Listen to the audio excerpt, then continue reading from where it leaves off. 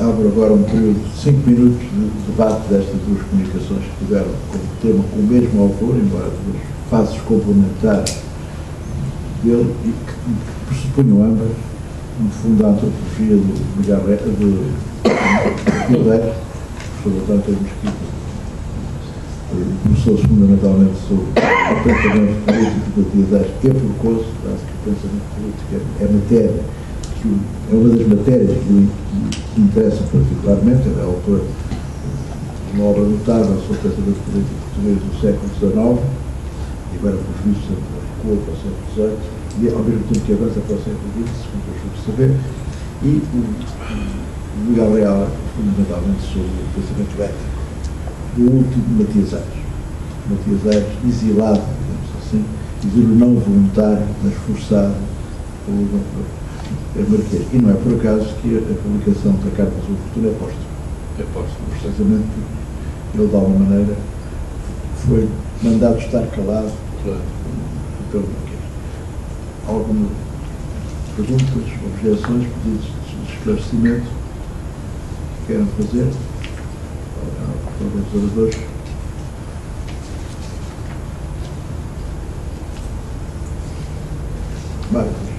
Obrigado. Eu gostava de, primeiro lugar, pedir desculpa ter chegado atrasado. Não pude ouvir o professor António Pedro Mesquita e, portanto, peço desculpa se atrasei-me um pouco hoje. Gostei muito da sua exposição. Obrigado. E é apenas uma nota de rodapé. Tudo aquilo que eu vi sobre o Matias Aires me fez pensar em vários elementos até relacionados com a música que têm a ver com a emergência de uma consciência do eu, o virar-se para a interioridade e precisamente o valor da solidão.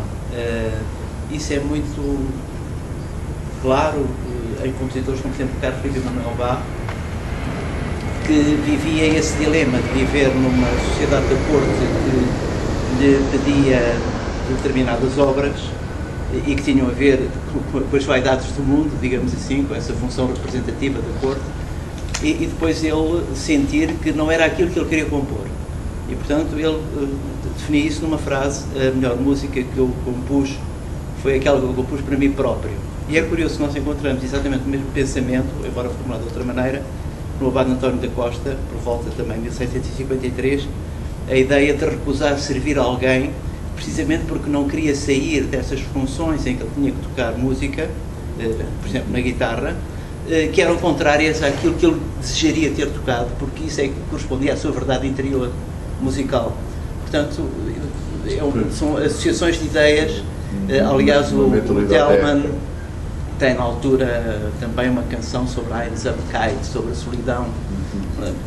Não sei se pode considerar que o Matias Aires, não conheço filiações ideológicas, teóricas, filosóficas dele, mas se ele não se inscreve, de facto, neste movimento europeu de afirmação de uma consciência do eu, de uma consciência da subjetividade, da valorização da subjetividade, da verdade que está na subjetividade, que depois mais tarde tem outros desenvolvimentos. Sim, não é?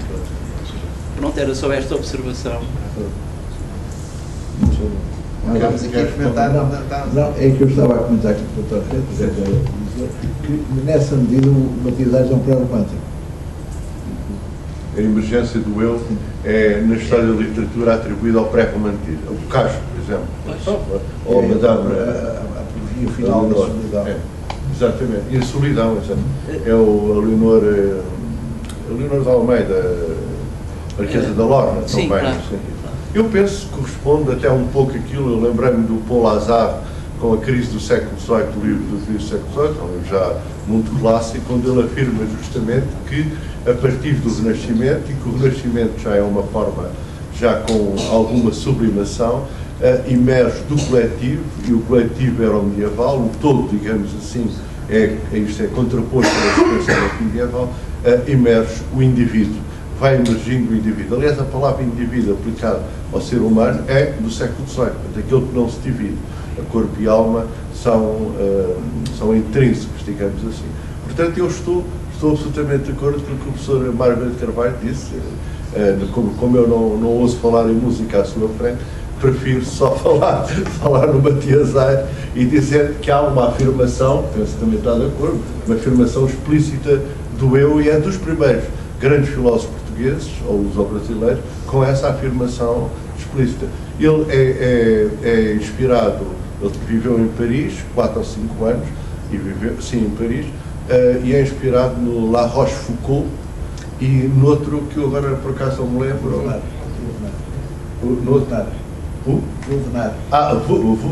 Wagner. Exatamente. Ele é inspirado, são o La Rochefoucauld, sobretudo, que eu conheço melhor as máximas morais, é-lhe atribuído já, na história da literatura francesa, um pendor pré-romântico, ou proto-romântico. Eu queria só acrescentar aqui um ponto, porque, de facto, o Matias Aires tem a sua prosa é barroca, claramente. Mas, em termos de sensibilidade, já há, de facto, sinais de romantismo, portanto, desse aspecto pré-romântico. Eu recordo, por exemplo, um aspecto, principalmente o Matias Aires das reflexões, que é na época, enfim, áurea da vida dele, e onde ele, pelo menos, manifesta uma sensibilidade diferente daquela da Carta sobre a Fortuna.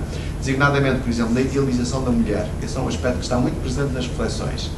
Outro é o elogio do amor, que ele aparentemente se desengana, mas nas reflexões isto está muito, muito forte. E depois, até na imagética, por exemplo, eu recordo que há, em algumas passagens, uma imagética ligada, por exemplo, à noite, que é uma coisa que já parece quase uma noite, o terror da noite, é o pré-romântico, Leonor de Portugal também, com o terror da noite que aparecia sempre. Esse aspecto é um autor rico também por causa disso. Sim, sim. É um autor que é simultaneamente intemporal e temporal. Pronto, um pouco malvado, não é? O Bach, que ainda hoje ouvimos maravilhosamente, tem, no entanto, também aspectos temporalizados, digamos assim. Gostei muito da intervenção do Soutor e peço um esclarecimento para atenuar um pouco a minha ignorância. Sim, sim. É só uma coisinha. Na leitura que o Soutor fez da Carta sobre a Fortuna e do restante de Matias Aires, encontrou algum indício que nos permita responder a esta questão. Até onde desce a ilusão? Cá sempre fiquei com a ideia do rochedo sólido, formado, interior, mas encontrou alguma ambiência, uma coisinha das entrelinhas, uma suspeita. Até estes rochedos são ilusórios, ou não? Eu penso que o professor António Pedro Mesquita responderá melhor na reflexão, é mais tratado na reflexão a questão da vaidade como ilusão. Eu posso dizer também, mas dar-lhe a palavra caso queira, senão eu... Não, é uma pergunta muitíssimo pertinente e interessante, particularmente no Matias Aires das reflexões, como está a dizer o Miguel Real, tem razão por isto, porque a Carta sobre a Fortuna é quase como um grito de alma, um desabafo. É um manifesto As reflexões dele ele próprio. Exatamente. Nas reflexões ele, de facto, é muito minucioso numa tentativa de mostrar como, inclusivamente aquilo que parece o mais despojado de vaidade, a vaidade está presente. São as passagens mais magníficas dele, são, por exemplo, mostrar como a vaidade que existe na renúncia, a vaidade que existe, como ele diz, de se pensar que não se tem vaidade. Portanto, aí, de facto, há como que uma mecânica da ilusão que está muito bem denunciada. Agora, em Matias Aires não há a ideia segundo a qual não há em absoluto fundo. O que há é que, como tu dizes, digamos, a ilusão vai muito, muito, muito fundo. Não vai, é sem fundo, isto é, o abismo não é totalmente, não é totalmente desprovido de um fundo. E esse fundo, nas reflexões, aparece com uma noção que o Miguel há bocadinho mencionou e que eu aqui no meu texto não mencionei, que é a noção de amor próprio. Há qualquer coisa que é constitutiva, porque, no certo sentido, tem uma origem animal, quer dizer, não tem qualquer... Não é produto de uma ficção social, é qualquer coisa de natural, de constitutivo, que é o amor próprio. E esse aí, depois pode ser revestido de ilusões, pode ser revestido de vaidade, mas o próprio amor próprio, esse amor próprio é originário, é natural, não é ilusório.